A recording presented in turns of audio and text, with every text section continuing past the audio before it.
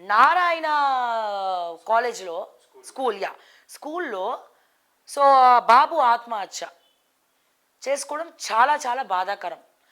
ఒక పక్క గురుకులాలలో, గవర్నమెంట్ స్కూళ్ళలో, రెసిడెన్షియల్ హాస్టల్స్లో ఇదే పరిస్థితి. వాళ్ళు ఆత్మహత్యలు చేసుకుంటున్నారు. ఓకే, లక్షల ఫీజులు కట్టి వేలలో ఫీజులు కట్టి ప్రైవేటు యాజమాన్యాలు కూడా ఈ ఆత్మహత్యలు ఏందండి ఎందుకు చేసుకుంటే మనకు తెలిసిందా? గిది ఒకప్పుడు టీచర్లు అంటే చాలా గొప్పగా ఉండేది. ఇప్పుడు మళ్ళీ వాళ్ళ ఇంట్లో ఉన్న ఫ్రస్ట్రేషన్ అంతా విద్యార్థుల మీద చూపిస్తున్నారా, ఇంట్లో ఉన్న ఫ్రస్ట్రేషన్ అంతా ఎవరి మీద చూపిస్తున్నారో తెలియదు. కానీ ఆ బాబు చావుకు కారణమైంది ఆ టీచర్. ఏం జరుగుతోంది? జనరల్గానే పిల్లలకి ఓపెన్ స్పేస్ ఉండాలి, గేమ్స్ ఉండాలి, ఇవన్నీ ఉండాలా? రాష్ట్ర ప్రభుత్వం ఏం చేస్తుంది? సిగ్గుచేటు చెప్తున్నా కదా, మీకు నారాయణ చైతన్య మీదకి పోయే దమ్ములు లేవు. ఎలక్షన్ వస్తే ఫండింగ్ ఇయ్యారని భయం మీకు, లేదని భయం మీకు దమ్ములు ఉంటే నేను చెప్తున్నా, విద్యాశాఖకు చెప్తున్నా, సీజ్ చేయండి. ఇన్ని ఆత్మహత్యలు చైతన్యాలో, నారాయణలో జరుగుతుంటే ఇంకా ఏం చేస్తున్నారు? వాళ్ళ మోచేతి నీళ్ళు తాగుతున్నారా సిగ్గులు లేకుండా? ఏం చేస్తున్నారు? రాష్ట్ర ప్రభుత్వం ఏం చేస్తుంది?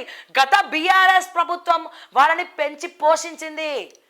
నారాయణ, శ్రీ చైతన్యాన్ని పెంచి పోషించింది బీఆర్ఎస్.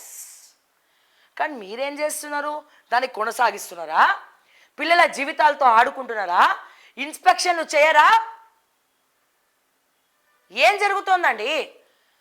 ఒక్క స్కూల్కి పర్మిషన్ తీసుకొని 100 స్కూల్ నడుపుతున్నాడు వాడు నారాయణ అండ్ శ్రీ చైతన్య. చీమ కుట్టినట్టు కూడా లేదా మీకు? కమిషన్ లేనికి చీమ కుట్టినట్టు కూడా లేదా? మరి మా అక్కునూరి మురళి సార్ వచ్చింది కదా ఇప్పుడు, మరి ఆయన ఆధ్వర్యంలోనన్నా రద్దు చేయండి సార్ దమ్ములుంటే మీకు. నారాయణ, శ్రీ చైతన్య తెలంగాణలో ఉండొద్దు, పోతే మన ఆంధ్రాలో పెట్టుకుంటారు వాళ్ళు, వేరే స్కూల్ ఏమన్నా వస్తాయి. ఇంకెంతమంది బలిపశువుని చేస్తారు? ఇంకెంతమంది ప్రాణాలు తీసుకుంటారు? ఇంకెంతమంది విద్యార్థులను మానసికంగా క్షోభ పెడతారు, టార్చర్ పెడతారు? హాస్టల్లో ఉండి చదువుకునే టీనేజర్స్కి అయితే ఇంకా ఘోరమైనటువంటి బతుకు. రూల్స్ ఏంటి? ప్రతి స్కూల్కి ఖచ్చితంగా గ్రౌండ్ ఉండాలి, వెంటిలేషన్ ఉండాలి. ఎన్ని స్కూల్స్కి ఉన్నాయండి ఇప్పుడు?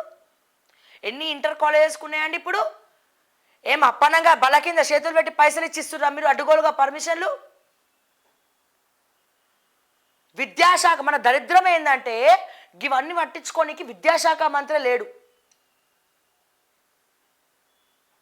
మళ్ళీ ఆ మంత్రి పదవి ఇవ్వాలంటే మళ్ళీ 100 కోట్లు, 50 కోట్లు, 30 కోట్లు గుమ్మరించాలట.